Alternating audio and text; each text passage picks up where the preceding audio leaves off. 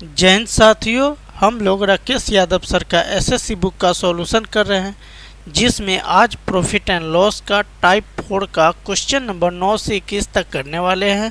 8 तक हम लोग कर लिए हैं, जिसका लिंक डिस्क्रिप्शन में आपको मिल जाएगा। इससे पहले हमने जो भी चैप्टर कर रखा है उसका प्लेलिस्ट बना हुआ है, वहाँ से आप वीडियो देख सकते हैं। आज का सुविचार मेरे भाई, परिस्थितियाँ कितनी भी भयावह क्यों ना हो, परिस्थितियाँ कितनी भी भयावह क्यों न हो, कोई भी ऐसी रात नहीं जो सूरज को उगने से रोक सके। ये आज का सुविचार है। इसी के साथ आप मेरे वीडियो को लाइक करें और चैनल को सब्सक्राइब करना ना भूलें, ताकि एक एक कंसेप्ट आपको अच्छा से समझ में आए। तो आइए अब सवाल नंबर 9 को देखते हैं। सवाल नंबर 9 है, एक दुकानदार ने 120 कुंटल गेहूँ खरीदा। इस गेहूं के 20% भाग को 25% की हानि पर बेच दिया। 25% की हानि पर पूरे सौदे पर 25% का लाभ प्राप्त करने के लिए उसे उस गेहूं को कितने प्रतिशत लाभ पर बेचना चाहिए। सवाल ये कहता है मेरे भाई। तो आइए इसको अब हम करने का प्रयास करते हैं बेहतरीन तरीक़ा से। ठीक है, तो मेरे भाई 20% ये जो है इसका फ्रैक्शन में वैल्यू आप जानते हैं क्या होता है, 1/5 होता है। सही है, यानी टोटल गेहूं कितना है, 5 है। तो आप यहाँ पे टोटल दिखा लो 5 से। ठीक, यहाँ हम 5 दिखा लिए। अब कह रहा है इसका ये हानि वाला, एक जो है हानि वाला पार्ट है। ठीक है, तो एक हमने यहाँ लिख दिया और यहाँ पे क्या हो जाएगा, तो 4 हो जाएगा। तब तो 4 + 1 5 होगा। टोटल कितना यूनिट है, 5 यूनिट है। क्यों? क्योंकि 20% भाग को यहाँ दिखा रहा है, तो 20% का फ्रैक्शन वैल्यू 1/5 होता है। ठीक है, अब कहता है ये जो एक है इसका 25% हानि पर बेच दिया। एक को क्या किया, 25% की हानि पर बेच दिया। ठीक है, तो एक को जब 25% की हानि पर बेचा तो आप डायरेक्ट यहाँ लिखो -25, यानी ये लॉस को दिखा रहा है। माइनस क्या कर रहा है, लॉस को इंगित कर रहा है। सही है, देन आगे क्या बच जाता है, आपका 4 बच जाता है और ये 25% हानि हो गया। ठीक है, टोटल क्या है, 5 है। तो आगे पूरे सौदे पर 5% का लाभ प्राप्त करना चाहता है। तो टोटल क्या है, 5 है और इस पे 25% का लाभ और चाहिए। मतलब 5 × 25 करते हैं तो 125%, यानी पूरे सौदे पर 125% का इसको क्या चाहिए, प्रॉफिट चाहिए। सही है, तो ये 125 है और चूंकि यहाँ पे लॉस कर चुका है तो इसको ऐड कर देंगे तो ये 4 यूनिट का वैल्यू हमें आ जाएगा। ठीक है, तो आप यहाँ पे 125 + 25 कर लो, ये क्या हो जाएगा, 150% हो जाएगा। सही है, ये 150 जो दिख रहा है मेरे भाई, ये 4 यूनिट का वैल्यू दिख रहा है। कितना का यूनिट का वैल्यू दिख रहा है, 4 यूनिट का इसका वैल्यू दिख रहा है। तो 4 यूनिट का वैल्यू 150% है, तो 1% का वैल्यू पहले निकाल लेंगे। तो 1% का वैल्यू 150 और बट्टे में 4 कर लेंगे, इसको अब परसेंट। तो वही कहता है कि 25% लाभ प्राप्त करने के लिए उसे शेष गेहूं को कितने प्रतिशत लाभ पर बेचना चाहिए। तो ये आपका यहाँ से आंसर आ जाएगा। इसको आप 2 से 75 बार में और इसको 2 से 2 बार में भाग करके काट लेंगे, तो 75/2 हो जाएगा। आप इसको लिख सकते हो 37 × 74 1/2% ए, जो कौन सा ऑप्शन है, B4 बाहुबली ए है। आइए 10 नंबर सवाल को देखते हैं। 10 नंबर सवाल है, एक डीलर अपनी वस्तुओं के 3/4 भाग, क्या 3/4 भाग 20% लाभ पर तथा बची हुई वस्तुओं को लागत मूल्य पर बेच देता है। ठीक है, तो ये थोड़ा सा लंबा होने वाला है मेरे भाई, तो आप तैयार रहे इसके लिए। बची हुई वस्तुओं को लागत मूल्य पर बेच देता है, तो पूरे सौदे में उसका प्रतिशत लाभ क्या है ये बताना है। ठीक है, तो माना खरीद जो है 100 यूनिट है, यहाँ लिख लेता हूँ, माना खरीद क्या 100 यूनिट आप मान लो। ठीक है, अब जो 1 यूनिट का लागत मूल्य क्या है, 1 यूनिट का लागत मूल्य यहाँ लिखो। सही है, तो 1 यूनिट का लागत मूल्य आप मान लो 1 रुपया। ठीक है। 1 रुपया 1 यूनिट का लागत मूल्य हो गया। तो 100 यूनिट का लागत मूल्य क्या होगा? 100 यूनिट का, यहाँ यूनिट लिख देता हूँ, का लागत मूल्य, लागत मूल्य। तो 1 यूनिट का लागत मूल्य 1 रुपया, तो 100 यूनिट का लागत मूल्य क्या हो जाएगा? 100 रुपया हो जाएगा। यहाँ तक आप समझ पा रहे होंगे। तो आइए अब क्या करा, 3/4 भाग को 20% लाभ पर बेचा। 3/4 भाग का क्या होगा? 100 यूनिट का, मतलब 1 यूनिट का 1 रुपया, तो 100 यूनिट का 100 रुपया हो गया। तो इसका 3/4 भाग या पार्ट कर लो, कोई दिक्कत नहीं है। तो मेरे भाई कहने का मतलब है कि टोटल 100 है, टोटल क्या है? 100 यूनिट है। इसका 3/4 भाग, तो 3/4 भाग क्या होगा? ये 25 का 100, 25 100, 25 × 3 75 होगा। ठीक है, ये 75 यूनिट हुआ। तो 75 यूनिट इसका सीपी हो गया। तो 75 रुपये आप सीपी लिख सकते हो, कोई दिक्कत नहीं है। तो सीपी इक्वल लिख लो 75 रुपया, क्योंकि 1 यूनिट 1 रुपया के बराबर हमने मान रखा है। तो एसपी इक्वल क्या होगा? प्रॉफिट प्लस सीपी होगा, यही फार्मूला होता है। तो आप जो है ये भी कर सकते हो, या 1 रुपया आप किए हो तो वहाँ पे x कर लो, कोई दिक्कत नहीं है, या चलेगा ए भी। ठीक है, तो प्रॉफिट आपका ये क्या आया? आपका ए सी पी 75 आया, सीपी क्या आया आपका? 75 आया। तो 75 × 1 75, और प्रॉफिट क्या है? 20% का, 3/4 भाग पे 20% का प्रॉफिट है। तो 20% को आप लिखो 20/100 लिख लो, कोई दिक्कत नहीं होने वाला है यहाँ तक। सही है। अब इसको क्या है, ये जो 20% आ रहा है किसका आ रहा है? 75 का ही ना आ रहा है। तो आप 75 से 1 मल्टीप्लाई कर लो, ऐसे करोगे तो कुछ ज़्यादा बेटर होगा। तो ये 20 से 100 5 बार में चला जाएगा, और ये 5 से 75 15 बार में चला जाएगा। तो 15 + 75 जोड़ लेंगे तो 90 होगा। क्या होगा? 90 होगा। सही है। अब शेष भाग क्या बच जा रहा है? 1/4 बच जा रहा है शेष। 3/4 है तो 3/4, तो 1/4 आपका शेष बच जा रहा है। शेष भाग 1/4, 1/4 के लिए क्या प्राइस होगा वो हमें पता कर लेना है। तो टोटल क्या है मेरे भाई? टोटल आपका 100 है, इसमें से 1/4 ये हो गया। तो 25 100, यानी ये 25 यूनिट हो गया। क्या हो गया? 25 यूनिट हो गया। ठीक है। तो अब जो है एसपी क्या हो गया आपका? एसपी हो गया आपका 25x, या 25 आप डायरेक्ट कर लो, कोई दिक्कत नहीं। 25 × 1 करो, एक ही रहेगा, कोई इशू नहीं है। तो आप देख पा रहे हैं 100 यूनिट का कुल एसपी 90 है। ये आपका जो आया है 100 यूनिट का कुल एसपी, आप यहाँ लिख लो ना, 100 यूनिट का कुल एसपी, स्पष्ट हो जाएगा। क्या है? 90 है। तो आप समझ पा रहे हैं यहाँ से। तो ये आपका एसपी 25 आया, और ये 100 यूनिट का कुल एसपी क्या आया? 90 आया, और ये 25 आया। तो 25 और 90 को जोड़ लेंगे, तो 25 + 90 को जोड़ रहे हैं तो 115 आ जा रहा है। क्या जा रहा है? 115 आ जा रहा है।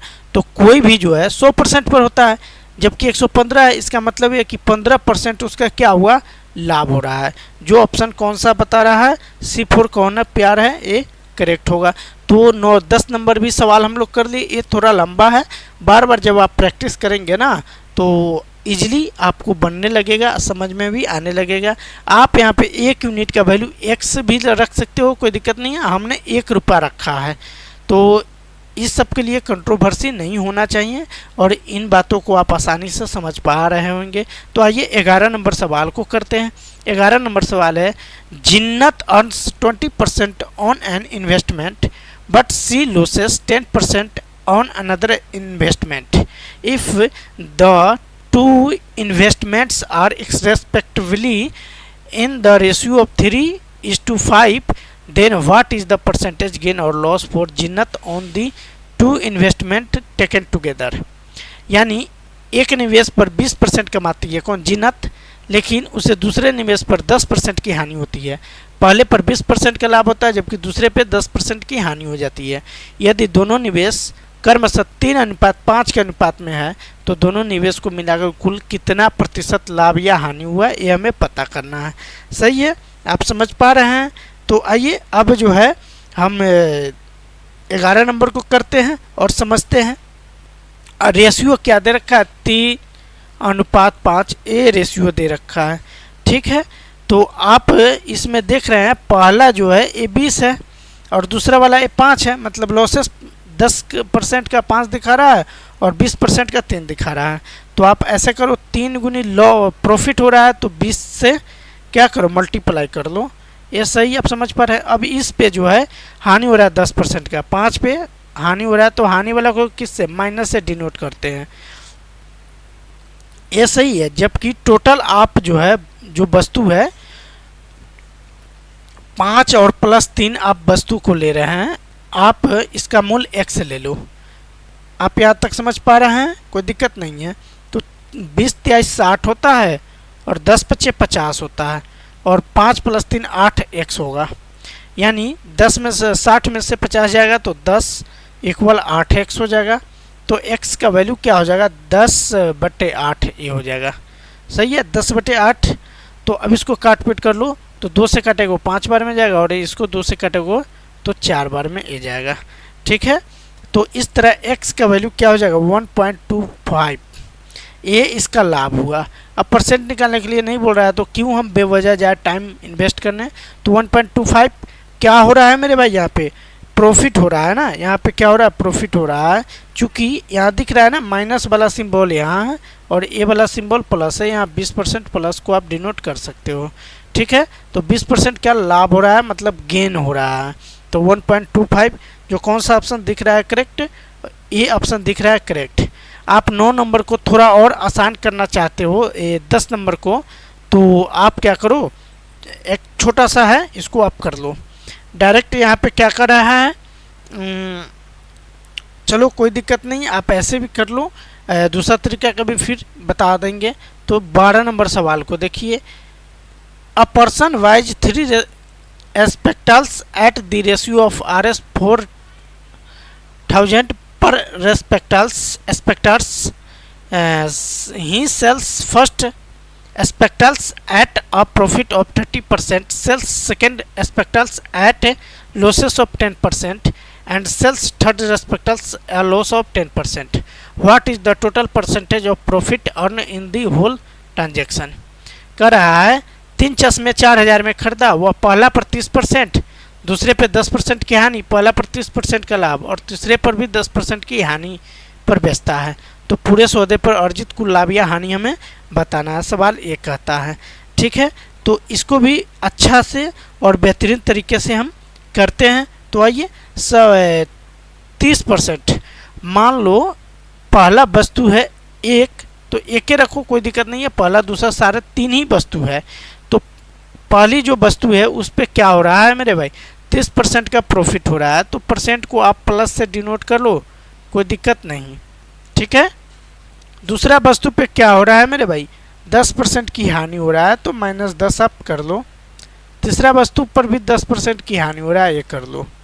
ठीक है, जबकि समान कितना है 3 है और इसका मूल्य आप x ले लो, तो आप 3 गुनी x लिख लो। यहाँ तक समझ पा रहे हैं। तो a 30 1 गुनी 30 करेंगे तो 30 ही होगा और a गुनी -10 तो -10, a गुनी -10 तो इसका तो -10 ए भी इक्वल 3 गुनी x 3x 3x होगा। अब देख पा रहे हैं यहाँ 30 है और यहाँ -10 और -10 है, तो इन जो दोनों को जोड़ेंगे तो -20 होगा और ये 30 है।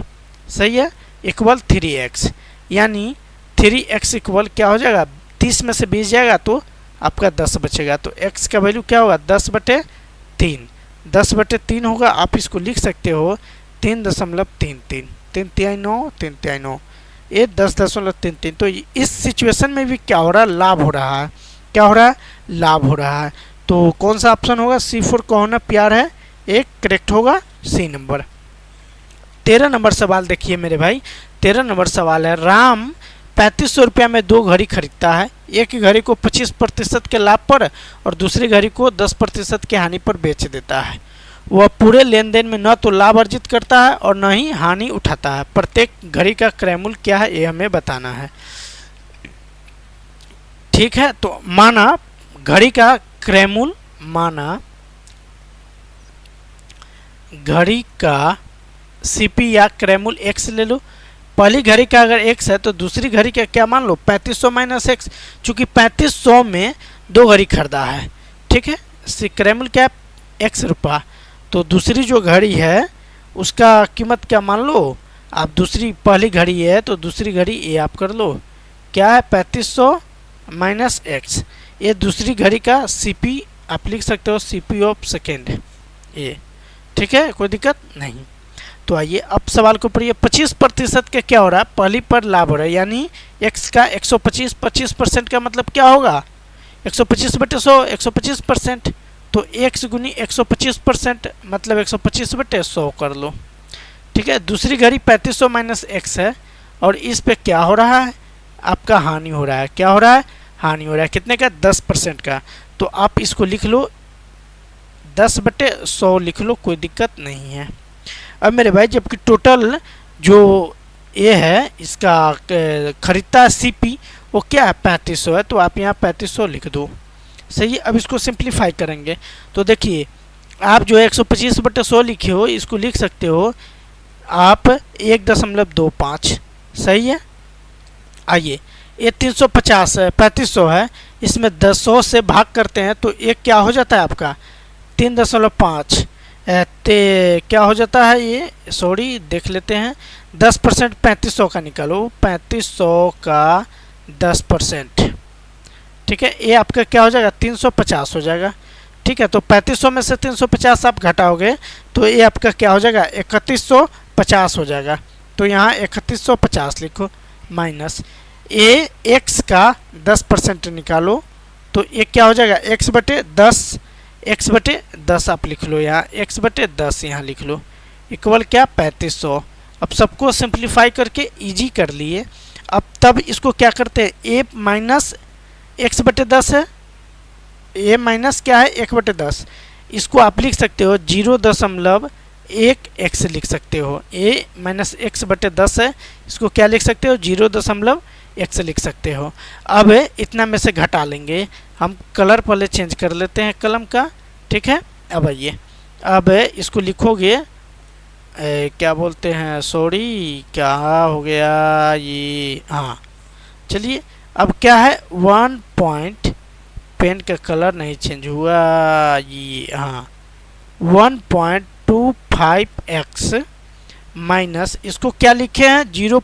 वाला 0.1x, तो 0.1x प्लस 3150 इक्वल 3500। आप यहाँ तक समझ पा रहे हैं। अब आइए अब इतना में से इतना को घटाइए, 1.25 में से 0.10 को घटाइए, तो एक क्या हो जाएगा आपका 5 हो जाएगा, ये आपका 1 हो जाएगा, ये आपका 1 और ए यानी 1.15 होगा। ए क्या ये दिख रहा है सही क्या मेरे भाई, सॉरी आप इसको जो है आप लिखो 0.9, इसको लिखो क्या 0.9, चूँकि यहाँ हानि हो रहा है ये बता रहा है, तो आप इसको 10% हानि का मतलब क्या 10% का फ्रैक्शन में वैल्यू क्या होगा 1/10, हानि हो रहा है मतलब 9/10, 9/10 को आप क्या लिखोगे, ये आपको करने की यहाँ से करने की ज़रूरत नहीं है, आप यहाँ पे इस पार्ट को आप लिख सकते हो 0.9x। कैसे होगा 10% यहाँ पे हो रहा है, यहाँ पे घटा है तो यहाँ पर भी तो घटाना चाहिए था, सो हम नहीं किए हैं। आप इतना ना लिखकर यहाँ पे इतना लिखोगे, अब घटाओगे ये तो आ जाएगा आपका 0.35x इक्वल, ये 3500 है, ये प्लस 3150 है, इधर आएगा तो क्या हो जाएगा 350 हो जाएगा। तो इस तरह x का वैल्यू क्या होगा 350/0.35, आप दशमलव हटाओगे तो ऊपर में क्या करोगे 100 लिखोगे, सही है। तो आइए ये 35 से 3500 350 10 बार में जाएगा, 10 गुनी 100 करेंगे तो इस तरह 1000 हो जाएगा, 1000 होगा। जो पहली घड़ी का क्या होगा आपका, पहली घड़ी का प्रत्येक घड़ी का क्रैमल, पहली घड़ी का ये सीपी हो जाएगा, आप यहाँ सीपी लिए हो तो पहली घड़ी का सीपी, तो 3500 में से 1000 घटाएंगे तो दूसरी घड़ी का सीपी हो जाएगा, ये सेकेंड घड़ी है, ठीक है। तो 3500 में से 1000 घटाओ तो 2500, तो ये आपका क्रैमल दोनों का आ जाएगा, क्या आएगा RS 1000 RS 2500, जो ऑप्शन C4 कौन प्यार है एक करेक्ट होगा।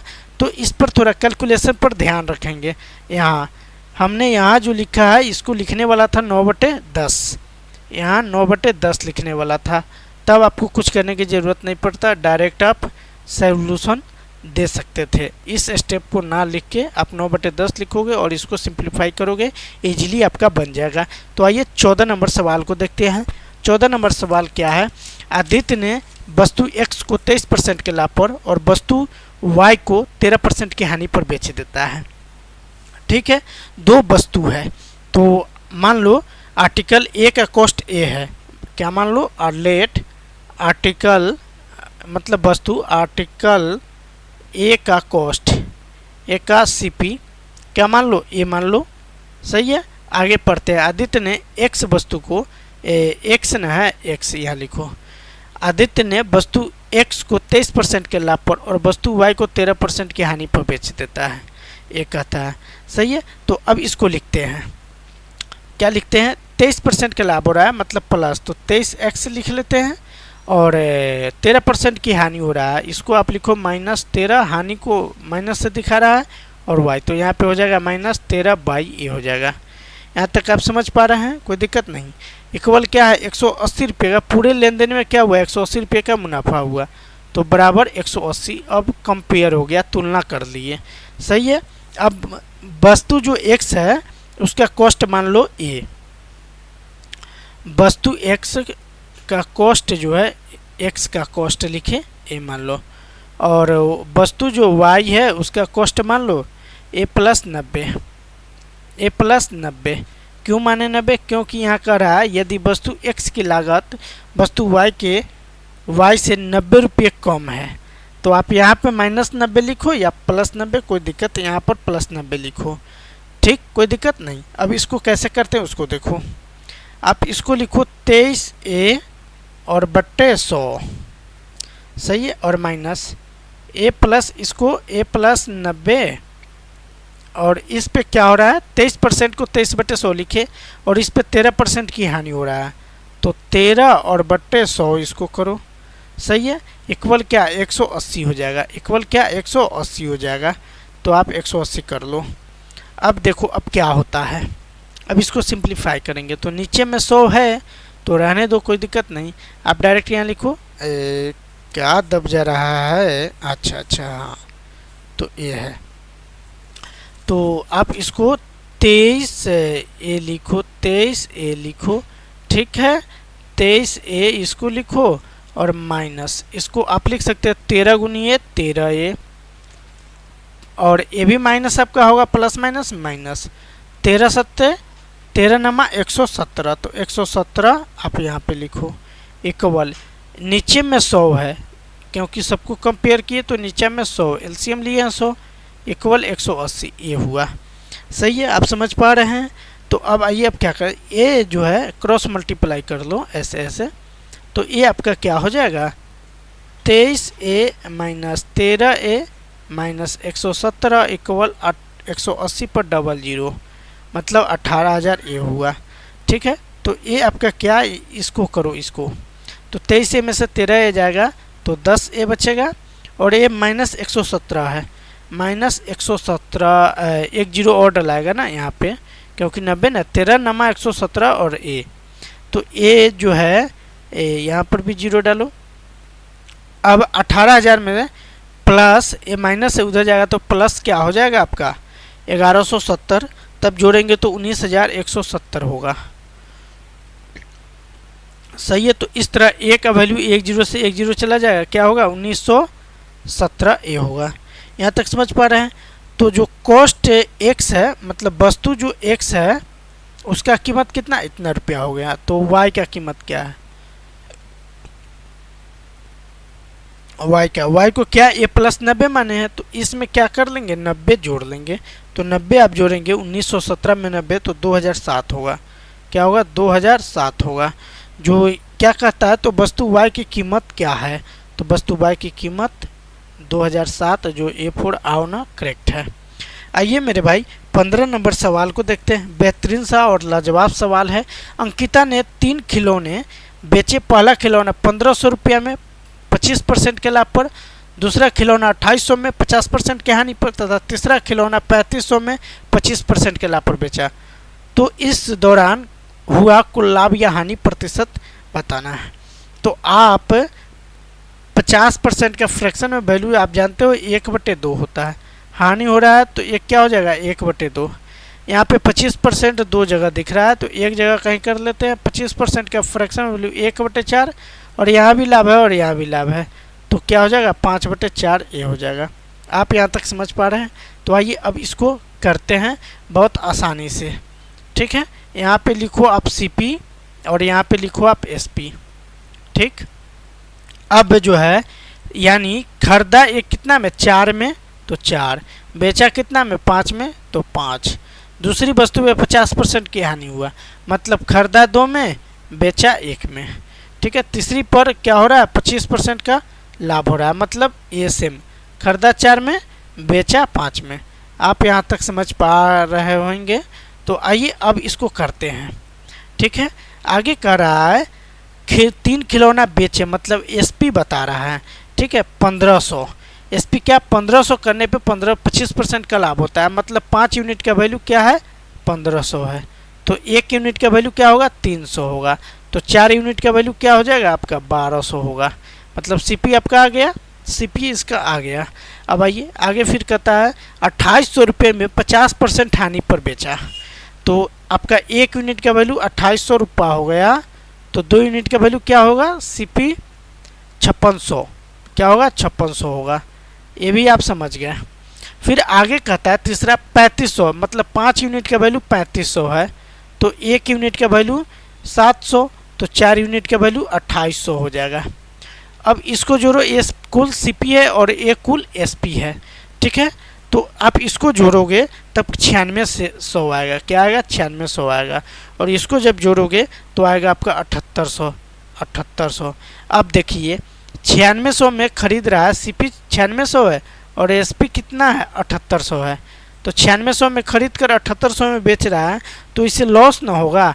लॉस कितने का हो रहा है 1800 का लॉस हो रहा है। तो वही कहता है लाभ या हानि प्रतिशत, तो लॉस हो रहा है तो लॉस परसेंट निकाल लेंगे। तो लॉस परसेंट 1800 किस पे हो रहा है CP पे हो रहा है। CP आपका क्या है 9600 है और गुणित क्या कर लेंगे 100 से कर लेंगे, 2 जीरो से 2 जीरो आपका चला गया। इसको आप काट पीट करोगे A, तो A आएगा आपका 75 और नीचे में आएगा 4। ठीक है, तो 75 जब 4 आता है तो इसको जब भाग करोगे तो A आएगा आपका 18.75% जो हानि को दिखा रहा है लॉस को। तो हानि 18.75%, जो कौन ऑप्शन है, कौन ऑप्शन है मेरे भाई, कौन ऑप्शन है, ऑप्शन है B4 बाहुबली। आइए 16 नंबर सवाल को करते हैं मेरे भाई। 16 नंबर सवाल क्या कहता है देखते हैं। वस्तु A का क्रय मूल्य B से 550 रुपया अधिक है। B को 20% हानि पर बेचा जाता है और A को 2560 रुपये में बेचा जाता है। यहाँ देखने वाली बात है कि B को 20% की हानि होती है जबकि ये 2560 रुपया में बेचता है। यदि पूरे लेन देन में 20% का लाभ होता है तो वस्तु A को बेचकर अर्जित लाभ क्या है ये हमें बताना है। तो इसके लिए जो है वस्तु A का हमें CP पता होना चाहिए, नहीं तब तो वस्तु कितना में कितना % लाभ पर बेचा ये हमें पता चलेगा। तो मान लो A का CP X, लेट A का CP X सही है, तो B का CP क्या हो जाएगा, B का CP क्या हो जाएगा आपका X में से यहाँ कह रहा है A का क्रय मूल्य B से 550 अधिक है, तो स्वाभाविक है X माइनस 550 कर लो। आप चाहो तो यहाँ पर X प्लस 550 भी आप कर सकते हो। ठीक है, अब जो है प्रश्न को देखते हैं। तो ये कह रहा है B को 20% की हानि पर बेचा है, मतलब इसका 20% निकलेगा सही है। तो आइए पहले A को लिखते हैं। A कितना में बेच रहा है 2560 में बेच रहा है। ठीक, जोड़ देंगे। अब क्या है B आपका A है नहीं, तो X माइनस 550, इस पे हानि कितना का हो रहा है 20% का हानि हो रहा है। 20% का फ्रैक्शन वैल्यू 1/5 हानि हो रहा है, मतलब 4/5 होगा। तो यहाँ 4/5 से क्या कर लेंगे गुना कर लेंगे।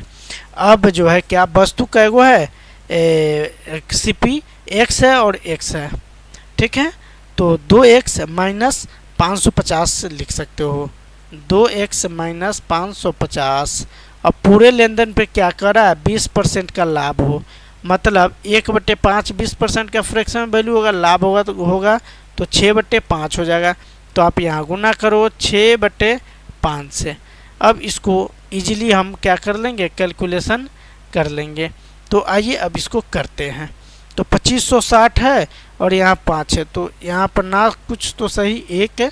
अब एलसीएम ले लेंगे तो 5, तो इसको आप लिखो 2560 गुनी 5 और प्लस 4 गुनी x करो 4x होगा, और ए 550 गुनी 4 करोगे तो 2200 हो जाएगा आपका।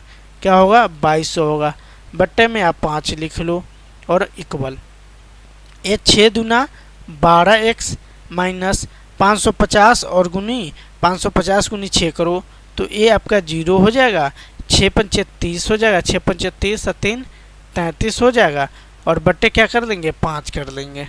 सही है। अब इसको क्या ए वाला 5 से ए वाला 5 चला जाएगा। अब ऊपर में जो है वो स्पष्ट और क्लियर बच जा रहा है, ठीक है। तो आइए अब जो है हम कर लेते हैं 2560 और गुनी 5 करते हैं, ठीक है। 2560 और गुनी 5 करते हैं तो क्या आता है, तो ये आपका आएगा 0, 6 पंचे 30, हासिल 3, 25 3 28, हासिल 2 और 5 दूना 10 प्लस 2 12, यानी 12800 आएगा।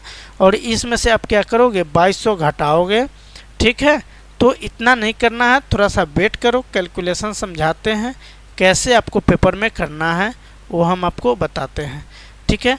तो यहाँ 4x है और a प्लस क्या है 12x है, तो a इधर आएगा तो माइनस 8x हो जाएगा। यहाँ तक समझ पा रहे हैं। ये क्या है, माइनस 3300 है, और a वाला को भी घटा के यहाँ पे लिखना है, ठीक है। तो आइए अब इसको करते हैं। इसको लिखेंगे हम कैसे, 12800 माइनस 2200 और प्लस 3300 ये लिखेंगे, ठीक है। तो ये आप ए प्लस 8 लिखो, ये इधर भेज दे रहे हैं और इसको इधर ला रहे हैं। बाकी ये वाला पार्ट यहाँ लिखा हूँ, ये वाला पार्ट यहाँ लाया हूँ और इसको इधर किया हूँ, तो 8x इक्वल ये लिखा मैं। अब आइए 8x इक्वल अब इस पूरे को करते हैं, तो आएगा क्या आपका, इस पूरे को करेंगे तो पहले इसको और इसको जोड़ेंगे तो ये 16100 होगा। 16100 में से 2200 को क्या कर लेंगे, घटा लेंगे, तो 8x इक्वल आपका 13900 होगा। मतलब x का वैल्यू क्या होगा, 13900 और भागा 8 होगा। इसको काट पीट करोगे आप तो क्या आएगा आपका 1737.5 आएगा। यहाँ तक आप समझ पा रहे हैं। तो a का जो CP हमने लिया है वो 17000 कितना है, 1737.50। तो b का CP क्या हो जाएगा, b का CP तो हमें क्या करना है, केवल b का चर्चा ही नहीं है, केवल एक वस्तु a को बेचकर कितना लाभ होता है। तो a का a आपका क्या आया, CP आया, CP ऑफ a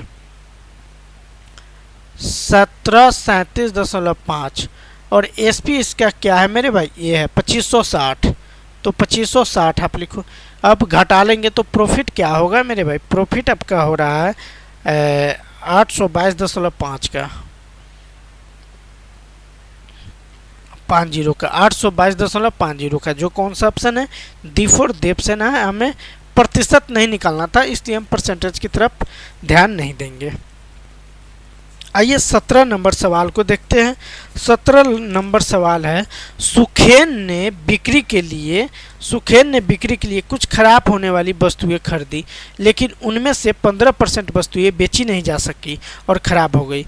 अब कोई भाई सामान खरीदता है तो कुछ तो खराब हो जाता है, और एक खराब वस्तु ही खरीदा हुआ था, तो 15% खराब हो गया, तो 85% बचा हुआ है। हालांकि सुखेन बाकी वस्तुओं को उस कीमत पर बेचने में कामयाब रहे जिससे उन्हें 19% का कुल लाभ कमाने में मदद मिली। प्रत्येक वस्तु के लागत मूल्य से कितने प्रतिशत अधिक पर सुखेन ने प्रत्येक वस्तु को बेचा जो खराब नहीं हुई। तो खराब न होने वाली वस्तु कितना, 85% है। तो टोटल वस्तु आप ले लो 100, ठीक है। इसमें 15% खराब हो गया और 100 ले लिया जब आपने, तो इसका कीमत, इसका कॉस्ट है, मान लो 100 वस्तु है, प्रत्येक वस्तु का कीमत 1 रुपया है, तो 100 वस्तु का कीमत 100 रुपया हो जाएगा। ठीक है, ये आर्टिकल आपका है और ये आपका प्राइस है। यहाँ तक कोई दिक्कत नहीं। अब आइए, अब इस तरह आप समझ सकते हो सीपी आपका क्या हो जाएगा, 100 हो जाएगा। और एसपी यानी पूरे वस्तु पर कितना का लाभ हुआ है, 19% का। तो 100 आपका सीपी है तो 119 आपका एसपी हो जाएगा। यहाँ तक में कोई दिक्कत नहीं। अब खराब कौन हुआ है, 15% हुआ है। तो बच्चा कौन है जो मतलब खराब नहीं है, तो वो आपका 85% हाँ। तो आपका अब जो सीपी है वो क्या हो जाएगा, 85 हो जाएगा। सही है। और एसपी क्या हो जाएगा, 119 हो जाएगा। तो इसके बीच का अंतर दिख रहा है आपको, 34 का अंतर है। ठीक है, तो प्रॉफिट हो रहा है ना 34 का, 85% ही बचा हुआ है, जबकि 119 का तो 34% क्या हो रहा है, फ़ायदा हो रहा है। तो 34 और बटे क्या 85 पे ना, तो 85 और गुनी आप 100 कर लो। 17 पचे 85 और 5 20 हो जाएगा, और 17 ए हो जाएगा। 17 दूनी 34, तो 2 गुनी 20 कर लो। 40% आपका करेक्ट आंसर होगा, जो ए फॉर आओ ना करेक्ट आंसर होगा, will be your correct answer. तो आइए अब 18 नंबर सवाल को देखते हैं। बहुत बेहतरीन है। सुखबीर ने बिक्री के लिए कुछ खराब होने वाली वस्तुएं खरीदी, लेकिन उनमें से 30% वस्तुएं बिक नहीं सकी और खराब हो गई। सेम 17 नंबर जो सवाल है वही सवाल है। ठीक है, नहीं बिक सकी। हालांकि सुखबीर बाकी वस्तुओं को उस कीमत पर बेचने में कामयाब रहा, जिससे उसे 19% का कुल लाभ कमाने में मदद मिली। सुखबीर द्वारा खरीदी गई प्रत्येक वस्तु के लागत मूल्य से कितने प्रतिशत अधिक पर उसने वह वस्तु बेची जो खराब नहीं है। तो जो सवाल पहले वाला था वही सवाल है। तो हम इसको अब डायरेक्ट, आप जानते हो सीपी इसका क्या होगा, 100 होगा। 19% का क्या हो रहा है, लाभ हो रहा है, तो 119 हो जाएगा। सही है। तो मेरे भाई इस पे कह रहा है कि 30% खराब हो गया, तो 30% खराब होगा तो 70 कामयाब है। 70 क्या है, सही है। तो जब 70 सही है और इसमें 19% का क्या हुआ है, प्रॉफिट हुआ है। ठीक है, तो 70% का हानि हुआ है। तो इसके बीच का आप गैप देखेंगे, तो 30 और 19 49 हो जाएगा। क्या होगा, 49 हो जाएगा। तो 49 का क्या हो रहा है, प्रॉफिट हो रहा है। तो प्रॉफिट आप परसेंट निकालो। 49 किस पे हो रहा है, 70 पे हो रहा है, गुनी 100 कर लो। 1 0 से 1 0 7 7 49, यानी 70% का प्रॉफिट हो रहा है। आप ये जो 17 नंबर सवाल है ऐसा ही आप बना सकते हो। जैसे यहाँ पे देखो, आपने यहाँ पे क्या माना है, वस्तु का सीपी 100, तो 100 सही है। 19% का लाभ कमा रहा है, मतलब 119 हो जाएगा। अब करा 15% खराब हो गया, तो 85 बच गया है। तो 85 से 119 का कंपेयर कर लो, तो 15 और 15 30 और 4 34 पर 34 क्या हुआ, लाभ हुआ। कितना पे, 85 पे, तो 34 बटे 85 और गुनी 100 कर लो। आप इतना ना करो, चलेगा, ये भी कर सकते हो, लेकिन बेसिक कंसेप्ट जानना आपको ज़रूरी था। ए 5 से 17 बार में जाएगा और ए 5 से 20 बार में जाएगा। ये 17 से 34 2 बार में जाएगा, और 2 गुनी 20 करेंगे, 40% will be your correct answer. तो आप 18 भी समझ गए। आइए तो 19 नंबर सवाल को देखते हैं। 19 नंबर सवाल है, दो वस्तु ए और बी का क्रय मूल्य 4:5 है। इन वस्तुओं को बेचने पर दुकानदार को वस्तु ए पर 10% और वस्तु बी पर 20% का लाभ प्राप्त होता है। उनके विक्रय मूल्य में अंतर 480 रुपये का है, तो दोनों वस्तुओं के कुल क्रय मूल्य का 30% ज्ञात करना है। सवाल एक था, बहुत आसान और बेहतरीन सा सवाल है। सीपी आप क्या ले लो, सीपी और यहाँ एसपी लिखो। वस्तु कौन है, एगो ए है, एगो बी है। ठीक है, इसका अनुपात दे रखा है 4:5 दे रखा है। ठीक है, ए वाला हमने इसको लिख लिया। अब क्या करा, इसको आप 400 मान लो, 100 से गुना कर लो, ताकि आपको जो है बनाने में इजी हो, परसेंटेज निकालने में। करा इस पर 10% का लाभ हुआ, तो 40 का 10% 40 और जोड़ देंगे तो 440 ये हो जाएगा। और इस पे क्या है, 20% का लाभ हुआ, 20% का, इस पे क्या 10% का लाभ हुआ है। सही है। तो 500 का 20%, 500 का 10% 50, तो 20% 100 हो जाएगा। तो 500 प्लस 100 600 हो जाएगा। अब इसके बीच का अंतर आपको दिख रहा है कितने का, 200 का अंतर दिख रहा है। सही है, आप समझ पा रहे हैं। लेकिन कह ये रहा है, जो सवाल कर रहा है उस पर अब थोड़ा सा ध्यान देते हैं। सॉरी, 440 है और ये 600 है, तो इसके बीच का अंतर 160 का है, जबकि इसका अंतर दे रखा है 480 का। कितने का अंतर दे रखा है? 480 का। तो 160 यूनिट का वैल्यू 480 है, तो 1 यूनिट का वैल्यू क्या होगा? 3 होगा। 16 3 48। सही है, आप यहाँ तक कोई दिक्कत नहीं है, समझ पा रहे होंगे। तो आइए अब जो है टोटल कॉस्ट प्राइस ये है आपका। टोटल कॉस्ट प्राइस 400 और 500 आपने यहाँ से लिया है, ठीक है। तो 400 और 500 9 से, तो 1 यूनिट का वैल्यू 3, तो 9 से यूनिट का क्या होगा वैल्यू? 9 से यूनिट का वैल्यू होगा क्या? 2700 होगा, ठीक है। तो 2700 का 30%, ये आपका सीपी आ गया। अब 2700 का 30%, तो 2700 का 30% निकालो। 2700 का 30% 3/10, 1 0 से 27 81, 810 होगा। जो कौन सा ऑप्शन है? D will be your correct answer. तो 20 नंबर सवाल करते हैं मेरे भाई। आइए, उम्मीद करता हूँ बहुत अच्छा से समझ में आता होगा। तो वीडियो को लाइक और चैनल को सब्सक्राइब करना ना भूले। और आइए अब ये थोड़ा सा एवरेज वाला सवाल है। हालांकि हम एवरेज में इसको बहुत अच्छा से करेंगे, लेकिन जब इसमें मिल गया है तो इसमें भी हम कर लेते हैं। थोड़ा सा कैलकुलेशन इसका जो है हार्ड होगा, तो हम थोड़ा बहुत कर देते हैं, कुछ आप करके कमेंट करोगे। तो एवरेज सीपी आप निकालो। एवरेज सीपी कर रहा है, ए ने 54 रुपया 50 पैसे किलोग्राम की दर से 38 किलो चावल खरीदा। तो आप 1 केजी का दाम यहाँ पे मेंशन करो और कितना ले या 38 केजी, ठीक है। प्लस 62 रुपये की दर से 45 केजी चावल खरीदा। 62 गुनी 45 करो, फिर प्लस 55 क्या है, हाँ 48 की भाव से 55 किलो, तो 48 गुनी 55 कर लो। सही है। टोटल वस्तु क्या है आपका? कितना केजी? 38 केजी, 45 केजी और 55 केजी। इसको जोड़ोगे तो 138 केजी ये होगा। अब इसको गुन्ना वगैरह कर लोगे तो ये आपका 27 2071 होगा। इसको जब आप गुन्ना करोगे तो ये आपका क्या होगा? 2790 होगा। और इसको जब आप गुना करोगे तो ये आपका क्या होगा? 2660 होगा। और बट्टे में क्या? 138। आप इसको जोड़ोगे तो 7501 आ जाएगा और बट्टे 138 ये होगा, ठीक है। तो ये आपका एवरेज सीपी हो जाएगा। क्या होगा एवरेज सीपी? अब इसको काट पीट कर लोगे तो ये 54.35 आ जाएगा। अब एवरेज एसपी इसका क्या है? उसने चावलों के मिश्रण को 65 रुपये पर केजी की दर से बेच दिया। तो ये एवरेज आपका सीपी हुआ। एवरेज सीपी हुआ 1 केजी का मूल्य इतना, जबकि बेचा 1 केजी का मूल्य कितना? 65 रुपया के हिसाब से, ठीक है। तो प्रॉफिट कितने का हो रहा है? 10.65 का हो रहा है। अब प्रॉफिट परसेंट निकालेंगे।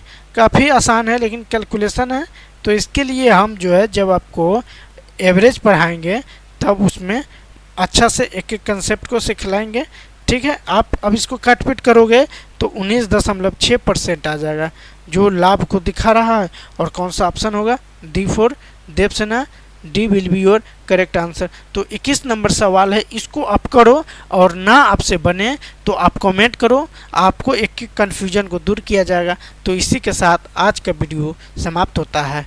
तो वीडियो को लाइक और चैनल को सब्सक्राइब करें और इस भाई को सपोर्ट करें अधिक से अधिक, ताकि आपके लिए कंटिन्यू इसी तरह का मटेरियल हम देते रहें। तो आइए अब क्लास को बंद करते हैं।